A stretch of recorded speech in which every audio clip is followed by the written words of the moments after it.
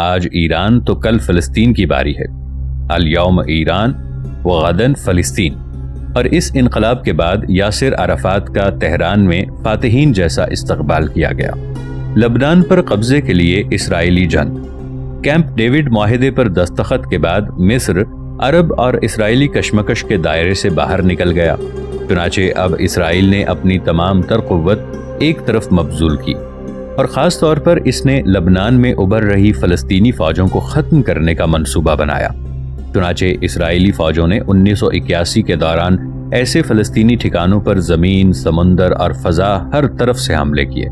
April 1981 کے آخر میں شام بھی اس جنگ میں شامل ہو گیا، اور اس کے بعد امریکہ کے پاس اس کے سوا اور کوئی چارہ باقی نہیں رہ گیا تھا کہ وہ اس کشمکش میں براہ راست دخل اندازی کرے۔ جب اسرائیل کے ساتھ فضائی جنگ میں شام کے بہت سارے جنگی جہاز تباہ ہو گئے تو اس نے اپنے جدید طرز کے میزائلوں کو لبنان کے وادی بقا میں منتقل کر دیا۔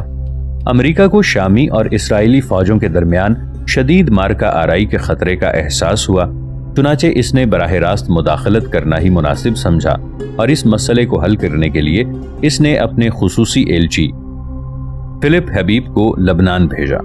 عظیم امن کارروائی۔ 6 جون 1982 کو اسرائیلی فوجوں نے لبنان کو تباہ و برباد کرنے کی کارروائی شروع کی، اور اپنی اس فوجی کارروائی کو عظیم امن کارروائی سے تعبیر کیا۔ اسرائیل نے اپنی اس پرتشدد فوجی کارروائی میں اپنے لاکھوں بہترین تربیت یافتہ فوجیوں کی خدمات کو حاصل کیا، اور ان فوجیوں نے لبنان پر خشکی، سمندر اور فضا ہر طرف سے حملے کیے۔ شمال کی جانب ساحلی راستوں سے اور شوف کے اندرونی علاقوں میں پہاڑی راستوں سے حملے کیے گئے۔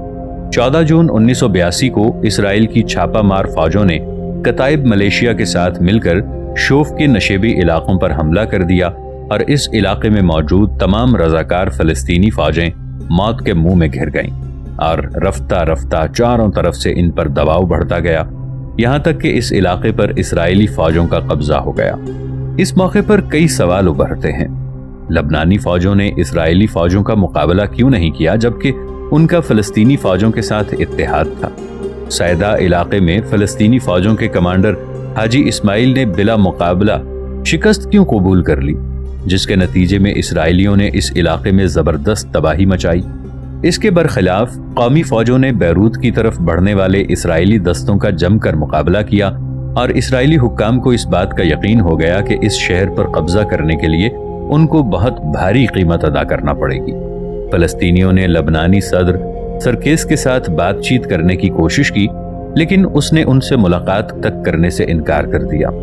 خفیہ گفت و شنید۔ تنظیم آزادی فلسطین کے مصادر کا کہنا ہے کہ بیروت میں اپنے 67 دن کے محاصرے کے دوران تنظیم نے جو حکمت عملی اختیار کی وہ یہ تھی کہ جب کبھی ہم بات چیت کا سلسلہ شروع کریں گے تو امن پر خصوصی توجہ دیں گے۔ ہماری پہلی شرط یہ تھی کہ اس علاقے سے اسرائیلی اور فلسطینی دونوں فوجوں کا ایک تناسب میں انخلا ہو، لیکن اسرائیل نے اسے ماننے سے انکار کر دیا اور اس کی پرزور مخالفت کی۔ پھر ہم نے دوسرا مطالبہ یہ کیا کہ ہمیں لبنان کے طرابلس اور بقا جیسے دوسرے علاقوں میں منتقل ہونے کی اجازت دی جائے، لیکن ہمیں اس میں بھی کامیابی نہیں ملی۔ اس کے بعد تنظیم نے آخری موقف یہ اختیار کیا کہ فلسطینی لبنان کو اس شرط پر چھوڑنے کے لیے تیار ہیں کہ امریکہ فلسطینی شہریوں کی پرامن منتقلی کی ضمانت لے۔ چنانچہ خصوصی ایل جی فلپ حبیب نے تحریری طور پر فلسطینی شہریوں کو بین الاقوامی فوجیوں کی نگرانی میں پوری حفاظت کے ساتھ منتقل کرنے کا یقین دلایا، اور اس طرح یہاں سے فلسطینی عوام کے انخلا کا مرحلہ پورا ہوا۔ اسی معاہدے کی روح سے تنظیم آزادی فلسطین کے مجاہدین کا پہلا دستہ 21 اگست 1982 کو بیروت کی بندرگاہ سے سمندر کے راستے قبرص کے لیے روانہ ہوا۔ 30 اگست 1982 کو یاسر عرفات نے بیروت کی بندرگاہ پر لبنان میں اپنے طویل دور کے اختتام کا اعلان کیا، اور یہ مرحلہ 11 سال پر محیط تھا۔ تنظیم آزادی فلسطین کے کارکن اس مرحلے کو ایام بیروت سے تعبیر کرتے ہیں۔ صدر جمہوریہ بشیر جمیل۔ 23 اگست 1982 کو لبنان کی مجلس نمائندگان نے بشیر جمیل کو لبنان کا صدر منتخب کیا۔ اس کی ذہنیت کی نشاندہی کرنے کے لیے صرف یہ کہنا ہی کافی ہوگا کہ یہی وہ شخص ہے جس نے تل زعتر کے فلسطینی بستی کے خلاف ہونے والی تشدد آمیز کارروائی میں بڑھ چڑھ کر حصہ لیا تھا، اور جب صحافیوں سے اس بستی میں ہونے والی ہلاکت و تباہی کا مشاہدہ کرنے کے لیے اس میں داخل ہونے کی اجازت طلب کی تو اس نے ان سے کہا تھا کہ جو کچھ بھی آپ یہاں دیکھیں گے ہمیں اس پر فخر ہے۔ یہ ایک متعصب عیسائی کمانڈر تھا جو اسرائیلی فوجوں کے ساتھ بہت پہلے سے ملا ہوا تھا اور آج بھی ان کا ہم نوا تھا۔ چنانچہ اس کی اسی پالیسی نے اسے ملک کے صدارت کے عہدے تک پہنچا دیا۔ صابرہ و شتیلا کیمپوں کا سانحہ۔ 15 ستمبر 1982 کو اسرائیلی ٹینکوں نے صابرہ و شتیلا دونوں بڑے فلسطینی کیمپوں کو چاروں طرف سے گھیر لیا۔ اسی روز دوپہر کو اسرائیلی فوجی افسران نے کتائب فوجوں کے کمانڈروں الیاس حقیہ اور فادی افرام سے ملاقات کی اور طرفین نے اس امر پر اتفاق کیا کہ تشدد پسندوں کا صفایا کرنے کے لیے ان کیمپوں میں داخل ہونا ضروری ہے۔ پھر ان لوگوں نے شارون سے ملاقات کی تو اس کا جواب یہ تھا کہ ہم اپنے دوستوں کی کارروائیوں سے اتفاق کرتے ہیں، اور پھر ان کیمپوں میں قتل و غارت گری اور موت کا ایسا بھیانک کھیل کھیلا گیا کہ انسانیت کانپ اٹھی۔ ہم اپنی بات نہ کہتے ہوئے ایک یورپی صحافی کا جس کا نام کابلیوک تھا اس کا مشاہدہ بیان کرتے ہیں۔ وہ کہتا ہے کہ ابتدا ہی سے قتل عام کا یہ کھیل نہایت بھیانک تھا۔ 16 ستمبر 1982 کے ابتدائی چند گھنٹوں کے دوران ہی کتائب کی فوجوں نے سینکڑوں فلسطینیوں کو موت کے گھاٹ اتار دیا۔ انہوں نے ہر حرکت کرنے والی چیز کو اپنی گولیوں کا نشانہ بنایا، پورے خاندان کو قتل کر دیا، بچے، بوڑھے، مرد، عورت، ان کے یہاں کوئی تفریق نہیں تھی۔ ان لوگوں نے قتل پر ہی اکتفا نہیں کیا بلکہ اکثر حالات میں انہوں نے قتل کرنے سے پہلے ان کے اعضاء کو الگ کر دیا۔ ان فوجیوں نے بچوں اور لڑکوں کے سروں کو دیواروں پر دے مارا۔ ناظرین، آگے بڑھنے سے پہلے کامنٹ سیکشن میں ہمیں اپنی آراء سے ضرور آگاہ کیجیے گا کہ آپ کو ہماری یہ سیریز کیسی لگ رہی ہے۔ آئندہ آنے والی اقساط سے باخبر رہنے کے لیے ہمارے چینل کو سبسکرائب کر لیں اور ساتھ موجود بیل آئیکن کو ضرور کلک کر لیں۔ شکریہ۔ ان فوجیوں نے عورتوں اور بیٹیوں کے ساتھ زنا کیا اور پھر ان کو کلہاڑیوں سے ذبح کر دیا۔ جہاں تک اسرائیلی فوجوں کا تعلق ہے تو انہوں نے خیمے کے تمام راستوں کی ناکہ بندی کر دی تاکہ کوئی بھاگنے نہ پائے۔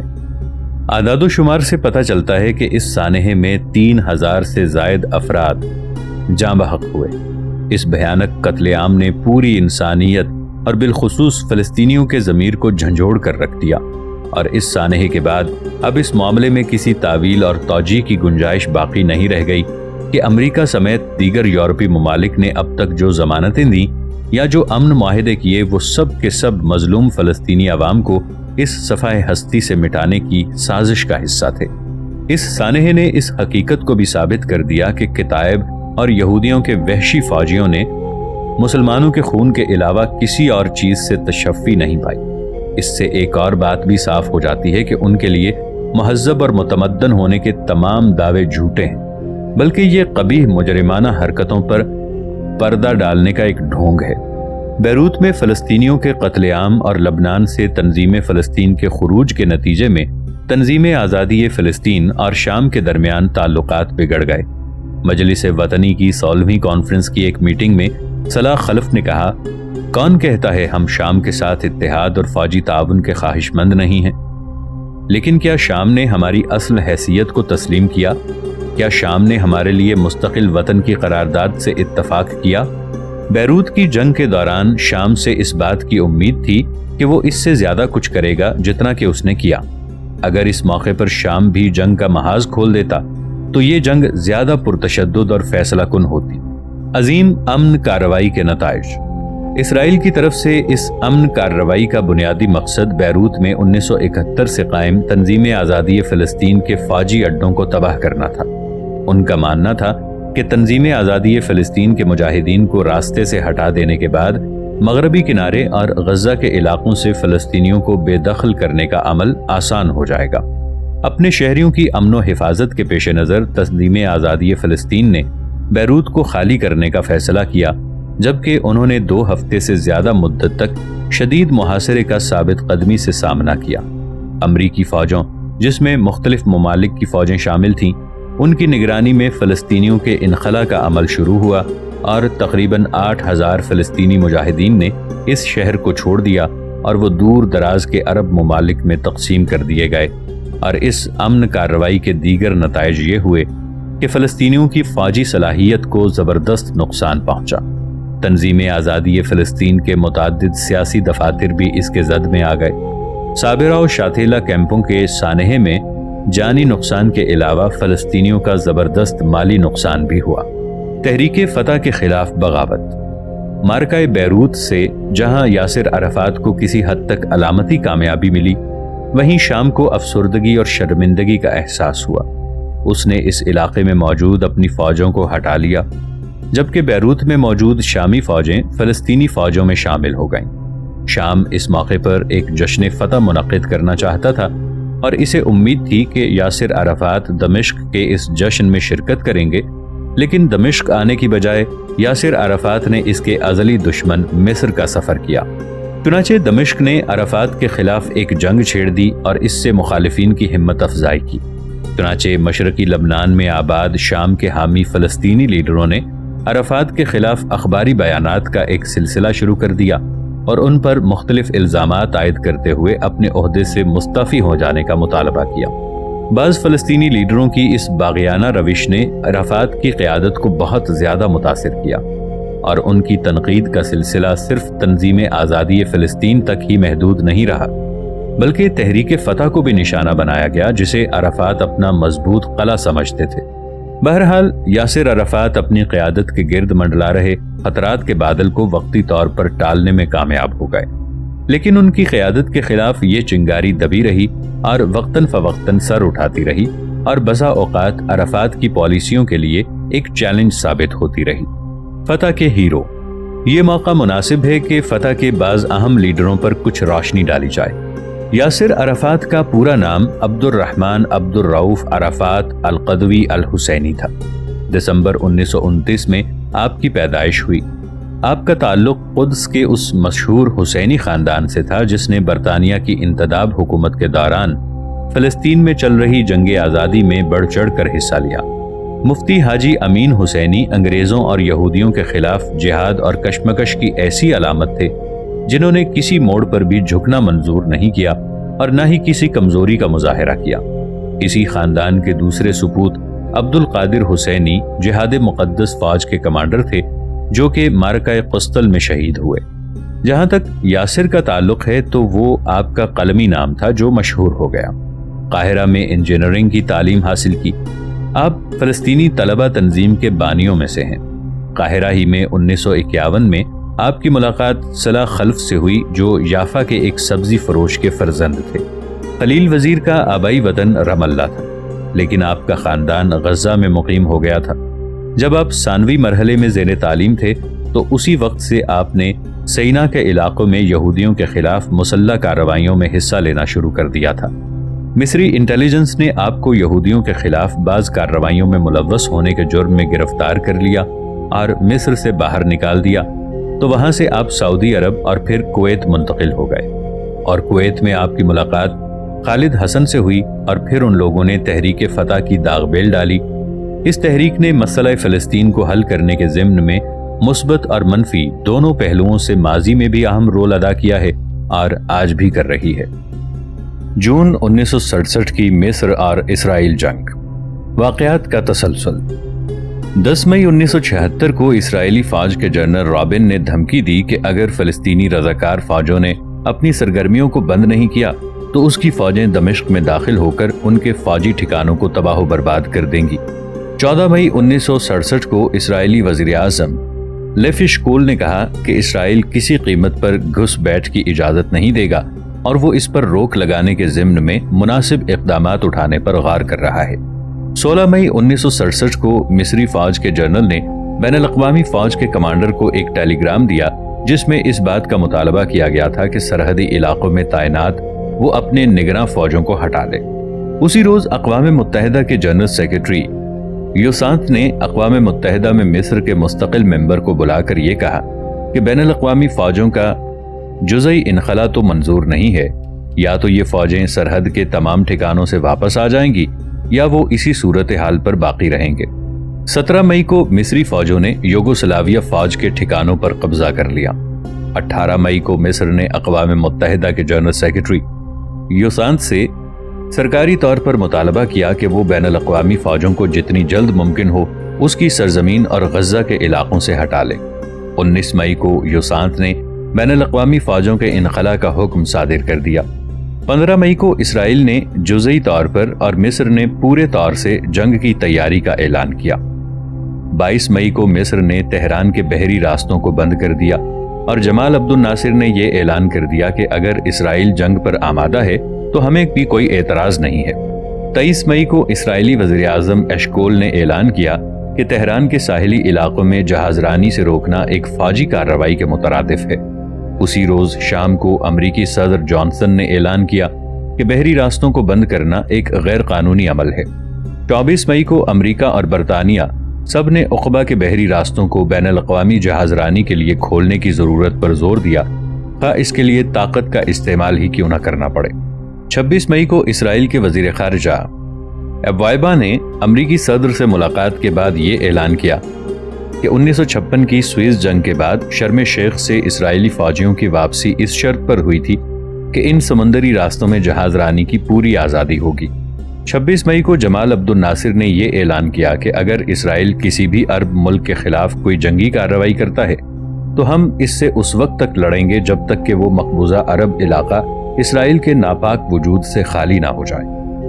اس نے ریاست ہائے متحدہ امریکہ کو عربوں کا سب سے بڑا دشمن قرار دیا اور برطانیہ کو اس کے ذلیل پٹھوں سے تعبیر کیا۔ اس درمیان امریکی صدر نے جمال عبد الناصر سے اپنے آپ پر قابو رکھنے اور دشمنی میں حد سے تجاوز نہ کر جانے کا مطالبہ کیا۔ 27 مئی کی صبح قاہرہ میں سوویت یونین کا سفیر روس کے صدر کوسیقین کا ایک خط لے کر جمال عبد الناصر کی خدمت میں حاضر ہوا۔ یوسانت نے قاہرہ کا دورہ کرنے کے بعد یہ اعلان کیا کہ مصر کسی قیمت پر جنگ نہیں چاہتا ہے، بلکہ وہ سوئس کی جنگ سے قبل موجود مشترک صلح کمیٹی کا اثر نو اعادہ کرنا چاہتا ہے۔ 30 مئی کو شاہ حسین اچانک قاہرہ پہنچ گئے اور مصر کے ساتھ مشترک دفاع کے معاہدے پر دستخط کیے۔ 1 جون 1967 کو اسرائیل نے اعلان کیا کہ وہ جنگ کے لیے پوری طرح تیار ہے۔ اسی درمیان موشی دایان اسرائیل کا وزیر دفاع مقرر ہوا۔ 4 جون کو عراقی سفیر نے اردن کی حکومت کو آگاہ کیا کہ عراق کے فوجی انٹیلیجنس کو نہایت مؤثر ذرائع سے معلوم ہوا ہے کہ اسرائیل 5 جون کو حملہ کرنے والا ہے۔ شاہ حسین نے اس خبر کو اسی روز جمال عبد الناصر تک پہنچا دیا۔ 5 جون 1967 کو مصری سرحدوں پر اسرائیل کی طرف سے حملوں کی شروعات ہو گئی۔ واقعات کی تفصیل۔ 1967 کے نصف اول میں حالات کچھ اس قدر تیزی سے تبدیل ہوئے کہ ان کو سمجھنا کافی مشکل ہے، اور پھر انہی حالات کے نتیجے میں اسرائیل نے عربوں کے خلاف ایک تباہ کن جنگ چھیڑ دی، اور اس جنگ میں مصر، شام اور اردن کو فوجوں کو زبردست نقصان ہوا، اور پھر اس کے نتیجے میں اسرائیل نے سینیا، مغربی کنارے، غزہ اور گولان کی پہاڑیوں پر مکمل طور سے قبضہ کر لیا۔ ان تمام صورتحال کو سمجھنے کے لیے ضروری ہے کہ ہم پس پردہ رونما ہونے والے عوامل پر بھی ایک نظر ڈالیں۔ پہلا تو یہ کہ نہر سوئز کی جنگ کے بعد فرانس، برطانیہ اور اسرائیل تینوں مصر کے دشمن ہو گئے۔ اسرائیل نے امریکی دھمکیوں کے دباؤ میں آ کر بظاہر سینار کے علاقے سے اپنی فوجوں کو ہٹا لیا جس پر اس نے قبضہ کر رکھا تھا، لیکن وہ خالی ہاتھ واپس نہیں لوٹا۔ مصری علاقوں کو بین الاقوامی فوج کی نگرانی میں دے دیا گیا اور عقبہ کے سمندری راستوں کو اسرائیل کی جہاز رانی کے لیے کھول دیا گیا۔ سینا کے علاقوں میں بین الاقوامی فوجوں کا وجود اسرائیل کے لیے بحری راستوں کا کھل جانا ایک بڑی کامیابی تھی۔ امریکہ کے نائب وزیر خارجہ مسٹر گرانٹ نے 1962 میں امریکی سینٹ کے خارجی امور کی کمیٹی کے سامنے یہ بات کہی تھی، اور خفیہ طور پر امریکہ کو اس بات کی ضمانت دی گئی کہ اسرائیل کے خلاف کم از کم 10 سال کی مدت تک کوئی جنگی کارروائی نہیں کی جائے گی۔ امریکہ کی جانب سے امن اور دوستی کے نام پر مصر میں ٹنوں گیہوں بھیجا جانے لگا، جس سے جمال عبد الناصر کا وقار مجروح ہوا۔ جمال عبد الناصر اس عار اور ذلت کو اپنے ماتھے سے دھونے کے لیے کسی مناسب وقت کے انتظار میں تھا، خاص طور پر ایسی صورت میں جبکہ وہ ہر سال سوئز کی جنگ میں اسرائیل، فرانس اور برطانیہ پر اپنی فتح کا جشن منایا کرتا تھا۔ دوسرے یہ کہ شام اور مصر اتحاد کے ختم ہونے کے بعد جمال عبد الناصر کو اپنی قیادت ختم ہوتی ہوئی محسوس ہوئی، چنانچہ وہ اپنی قیادت کو باقی رکھنے کے لیے بعض دوسری کامیابیوں کی تلاش میں تھا۔ اس نے یمن اور لیبیا کے انقلاب میں حصہ لے کر اپنی قیادت کو کسی حد تک مضبوط کیا، لیکن اس کی نظریں شام اور فلسطین پر لگی رہیں کیونکہ ان دونوں کے بغیر اس کی قیادت بے معنی تھی۔